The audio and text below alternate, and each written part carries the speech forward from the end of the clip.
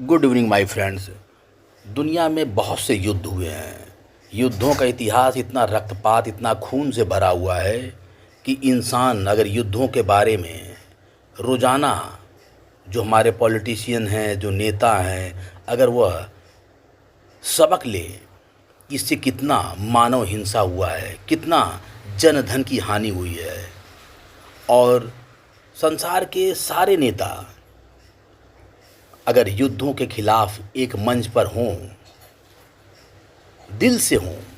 UNO बन तो गया है, लेकिन यूएनओ कोई भी युद्ध रोक नहीं पाया। हम आज आपको बताने जा रहे हैं प्रथम विश्व युद्ध, जिसमें भारत जो कि गुलाम था ब्रिटिशर्स का, उनमें से अनगिनत सैनिक, 74,000 भारतीय सैनिक कहाँ चले गए, कैसे मर गए, शहीद हो गए बेचारे, प्राणों की आहुति दे दिए।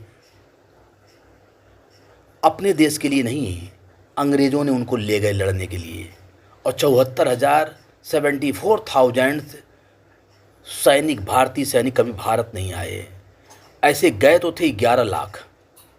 11 लाख भारतीय सैनिकों को ब्रिटिश, उस समय की ब्रिटिश आर्मी ले गई थी, जिसमें से 74,000 के बारे में ये बताया जाता है कि वो शहीद हो गए।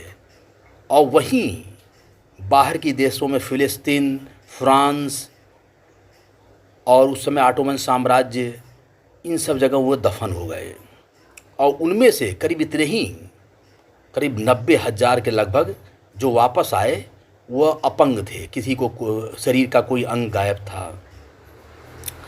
ऐसे ही युद्ध की घटना का मैं आपको बताने जा रहा हूँ, क्योंकि इतिहास जब आपको मालूम रहेगा तो आप यह युद्ध के खिलाफ खड़े होंगे। उस रात की बात है, उस रात टिग्रिस नदी का पानी किनारों से ऊपर बह रहा था, मतलब थोड़ी पानी का लेवल ज़्यादा था। कोतला आरा में 6 इंडियन डिवीज़न घेरे में आ गई थी, उसको घेर लिया गया था। घिरे हुए सिपाही जिंदा रहने के लिए घोड़ों को मार कर खा रहे थे। भूख से बचने के लिए घास उबाली जा रही थी। 53वीं सिख टुकड़ी को जिम्मेदारी सौंपी गई थी कि वह इस घेरे को तोड़े। उसके सामने 2000 गज का फासला था। मुश्किल से 2000 गज कितना होता है, जो चटियल मैदान था। कवर लेने के लिए कोई भी पेड़ तक नहीं था कि वह भारतीय सैनिक वहाँ से कवर ले सके अपने सेफ्टी के लिए। जब तुर्क ठिकाने तक पहुंचने के लिए केवल 1200 गज रह गया था, तभी हवलदार जो अर्जन सिंह ने देखा कि एक ब्रिटिश अफसर को गोली लग गई है। वो सिख रेजिमेंट था। वो उन्हें अपने कंधे पर उठा करके पीछे की ओर ले गए। इसके लिए उन्हें बाद में इंडिया डिस्टिंग्विश्ड सर्विस मेडल दिया गया। अर्जन के पोते स्क्वाड्रन लीडर राणा तेज प्रताप सिंह छीना बताते हैं कि उनके दादा को उनकी ब्रांडी ने बचाया था। ब्रांडी सैनिकों के लंबे कोट को कहा जाता था, क्योंकि वह उन्हें ब्रांडी की तरह ही गर्म रखता था। जब अर्जन पर फायर आया, उस समय वो ब्रांडी को मोड़कर अपनी पीठ पर लपेटे हुए थे। गोली लगने से वो गिर जरूर गए, लेकिन गोली उनके पार नहीं जा पाई। भारतीय परिप्रेक्ष्य में प्रथम विश्व युद्ध की कहानी अभी तक सुनाई ही नहीं गई है, क्योंकि प्रथम विश्व युद्ध का ज़्यादा जिक्र ही नहीं होता है, क्योंकि भारतीय सैनिकों की कोई कीमत नहीं थी। वो गुलाम थे। गुलामों के साथ कैसा बर्ताव होता था ये आप जान सकते हैं। आज़ादी के बाद भी उनको ज़्यादा वैल्यू नहीं दिया जाता है। साल 1914 से साल 1919 तक भारत से 11 लाख सैनिक विदेश लड़ने गए। उनमें से 74,000 कभी वापस नहीं लौटे। उनको फ्रांस, ग्रीस, उत्तर अफ्रीका, फ़िलिस्तीन और मेसोपोटामिया में ही दफना दिया गया। न उनकी धर्म देखी गई, न उनकी जाति देखी गई। 70,000 लोग वापस जरूर आए, लेकिन उनका कोई न कोई अंग हमेशा के लिए जा चुका था। उनको 92,000 से अधिक ऐसे सैनिकों का जिक्र जिनको बारे में कुछ मालूम ही नहीं है, और बहुतों ने वीरता से लड़ा। उनको विक्टोरिया क्रॉस मिला। इन सैनिकों के अलावा इस लड़ाई में भारत से हजारों धोबी, खानसामे, नाई मजदूर भी फ्रंट पर मारे गए थे। इसके अलावा भारत ने 8 करोड़ पाउंड के उपकरण और 14.5 करोड़ पाउंड के सीधी आर्थिक सहायता युद्ध कार्यों के लिए दी थी। पंजाब में से लाम या लंबी लड़ाई कहा गया, क्योंकि ज़्यादातर पंजाबी ही थे सिख रेजिमेंट में। भारतीय सिख जो है हमेशा युद्ध के लिए एक वीर योद्धा रहे हैं और ब्रिटिश आर्मी उनका बहुत उपयोग करती थी। ब्रिटेन ने पहली बार भारतीय लोगों को एक सैनिक के रूप में गंभीरता से लेना शुरू किया। भारत की दृष्टि से देखा जाए तो यह एक आम आदमी की लड़ाई थी जो सिर्फ 15 रुपये महीने के लिए अपना घर बार छोड़कर विदेश लड़ने गए थे। उस समय भारतीय सैनिकों की जो सैलरी थी वो केवल 15 रुपये माह था। दिलचस्प बात यह है कि प्रथम विश्व युद्ध के पहले भारतीय की मौत न तो पश्चिम मोर्चे पर हुई और न ही मेसोपोटामिया या अफ्रीका के बिहड़ रेगिस्तानों में। दरअसल युद्ध मोर्चे पर पहुंचने से पहले ही भारतीय जमीन पर ही कई लोगों ने जर्मनी के खिलाफ अपने प्राणों की आहुति दे दी थी। 22 सितंबर 1914 को जर्मन युद्धपोत SMS एमडेन ने चुपके से बंगाल की खाड़ी में प्रवेश कर मद्रास बंदरगाह से 2500 गज दूर लंगर डाला था। उस समय मित्र देशों का कोई भी पोत मद्रास बंदरगाह की निगरानी नहीं कर रहा था। RK लोचनर ने अपनी किताब the last gentleman of the war the raider explanation of the cruiser Emden में लिखते हैं, रात 9:20 पर कमांडेंट कार्ल मुलर ने अपने 9 सैनिकों को फायर करने का आदेश दिया। एमडेन ने फायर किए गए गोलों ने बर्मा ऑयल कंपनी के टैंकरों में आग लगा दी। उनमें 5000 टन कैरोसिन का तेल भरा हुआ था। उनसे निकलने वाली आग की लपटों को रात में पूरे मद्रास से देखा जा सकता था। मुलर पूरे शहर में दहशत फैलाना चाहते थे। उनके पोत से निकलने वाले Madras high court, port trust और नेशनल बैंक ऑफ इंडिया की इमारतों पर गिरे। बंदरगाह पर खड़ा एक व्यापारिक जहाज भी डुबो दिया गया। 5 नाविक मारे गए और 13 घायल हो गए। ये पहले शहीद थे। 30 मिनट तक चले इस हमले में एमडेन ने कुल 130 गोले दागे। जब तक ब्रिटिश सैनिक जवाबी कार्रवाई करते, एमडेन ने मद्रास छोड़ दिया था। जर्मन पोत पर दागे गए 9 गोलों में से एक भी उसे नहीं लगा। मद्रास पर हुई इस हमले का इतना ज़बरदस्त असर हुआ कि तमिल शब्दकोश में एक नया शब्द जुड़ गया था, एमडेन। एमडेन जिसका अर्थ होता है हिम्मती व्यक्ति, जिसका निशाना कभी नहीं चूकता। तो याद रखना दोस्तों, अगर तुम्हारा निशाना कभी न चूके तो बोलना तुम हो एमडेन। ये ऐसे लोग थे जिन्हें इस स्तर की लड़ाई का कोई अनुभव नहीं था। खाइयों और कीचड़ की लड़ाई, टैंक, मशीन और बेहिंता ठंड, ये सब उनके लिए एक नया अनुभव था। अंग्रेजी पत्रिका द वीक की संवाददाता मंदिरा नैयर ने इस विषय पर खास शोध किया। मंदिरा बताती है कि भारतीय सैनिकों ने इतने आधुनिक हथियारों से लैस और संगठित सैनिकों की कभी लड़ाई नहीं लड़ी थी। पहली बार जब वो गए तो उन्हें नई राइफल, जिसमें सिर्फ 3-4 दिन ही दिए गए थे प्रैक्टिस करने के लिए। पहली बार इतनी बड़ी तादाद में भारतीय सैनिक देश के बाहर गए थे, 11 लाख सैनिक। पहली बार उन्होंने पानी का जहाज़ देखा था। पहली बार वो रेफ्रिजरेटर में रखे खाने और कलाई घड़ी से 2-4 हुए थे। पहली बार उनका वास्ता विदेशी औरतों से पड़ा था। एक स्कैंडल भी हुआ था जब एक भारतीय सैनिक ने एक फ्रेंच महिला से शादी कर ली थी।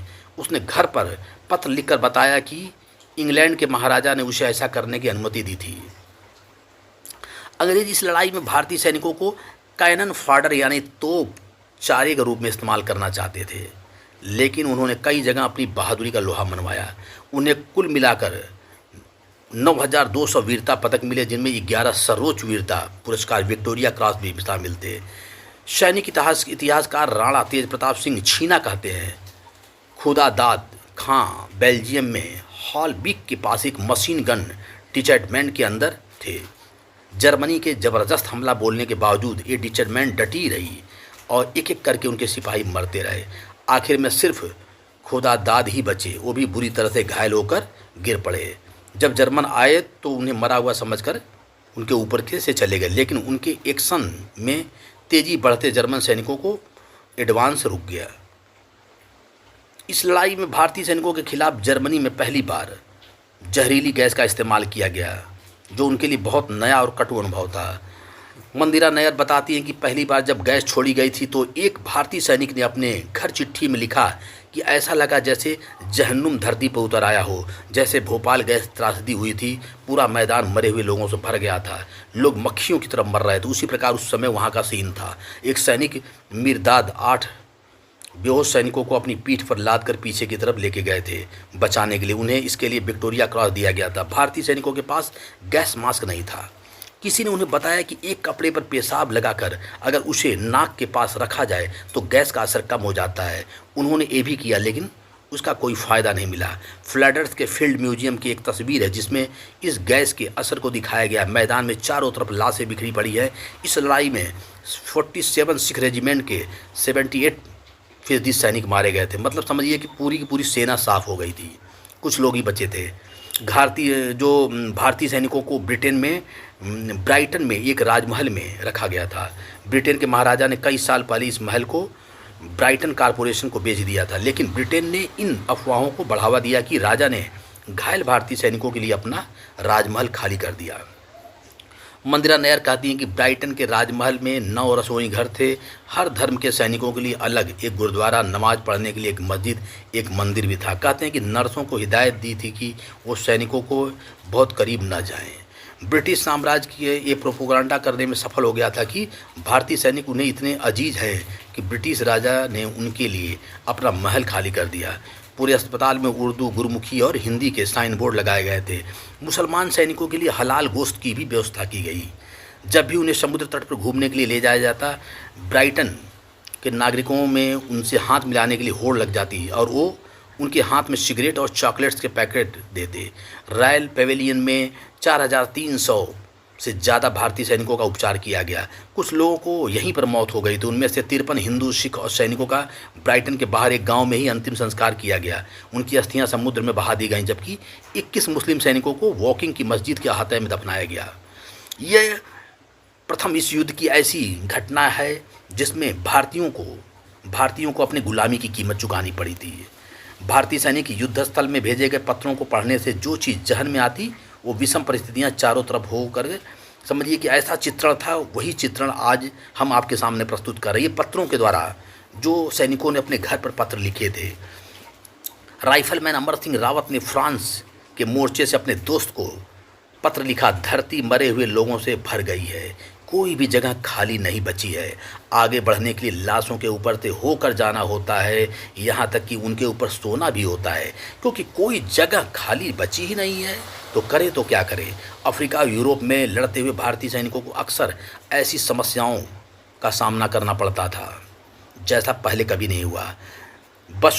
श्रवणी बसु ने अपनी किताब France king and another country में लिखते हैं, इन सैनिकों को अक्सर उन अफसरों की कमान में रखा जाता था जो हिंदुस्तानी नहीं बोल पाते थे। वे लोग उनकी खाइयों का नाम लंदन की सड़कों के नाम पर रखते थे। भारतीय सैनिकों के लिए इसका कोई मतलब नहीं होता था, क्योंकि उन्हें पिकेडिली, रिजेंट स्ट्रीट और ट्रेफल्गर स्क्वायर के बीच का अंतर पता ही नहीं था। बाद में भारतीय सैनिकों की मदद के लिए खाइयों के नक्शे हिंदी, पंजाबी, उर्दू में लिखे जाने लगे, लेकिन इसका कोई भी खास असर नहीं पड़ा, क्योंकि अधिकतर भारतीय जवानों को पढ़ना ही नहीं आता थे। वह केवल लड़ने और मरने के लिए गए थे। कई साल विदेश में लड़ने के बाद भारतीय सैनिक वहाँ से कई नई चीज़ें सीख कर आए। चाय पीने का चलन वहीं से सीख करके आए। फुटबॉल खेलना, कलाई घड़ी पहनने का रिवाज, भारत में प्रथम विश्व युद्ध के बाद ही कलाई घड़ी पहनने की शुरुआत हुई थी। इसके अलावा उनके विदेश प्रवास में यहाँ के सामाजिक जीवन में कई बदलाव आए। इन सिपाहियों के भेजे मनी ऑर्डर्स ने स्थानीय अर्थव्यवस्था को बदल कर रख दिया था। हरियाणा अकादमी ऑफ हिस्ट्री एंड कल्चर के निदेशक केसी यादव बताते हैं कि किसानों ने वहाँ से भेजे गए पैसे से ज़मीन खरीदी, उन्होंने स्कूल बनवाए, उनकी भाषा में भी आमूल परिवर्तन हुआ। उनको अंग्रेजी बोलने का बहुत ज़्यादा, समझिए कि जो अशिक्षित भारतीय गए थे अंग्रेजी बोलना ज़्यादातर सीख गए थे। हरियाणवी भाषा आप भी शब्द ऐसी भाषा है, सब लोग एक दूसरे को तुम कहकर पुकारते थे। वहाँ से लौटने के बाद उन्होंने पहली बार आप शब्द का प्रयोग किया, और तो और कई फ्रेंच भाषा के शब्द भी स्थानीय लोग बोलने लगे। इस लड़ाई में कई सामाजिक दूरियां भी कम हुई। एक सैनिक ने युद्ध मोर्चे से द जाट गजट के संपादक सर छोटू राम को चिट्ठी लिखी, सभी सामाजिक बंदिशें खत्म हो गई हैं। 25% सैनिक अब साथ बैठकर खाना खाते हैं। Thank you my friends. हम आगे प्रथम विश्व युद्ध पर और भी चर्चा करेंगे और आपको वहाँ की वास्तविकता से रूबरू करवाएंगे। हम कल फिर मिलेंगे।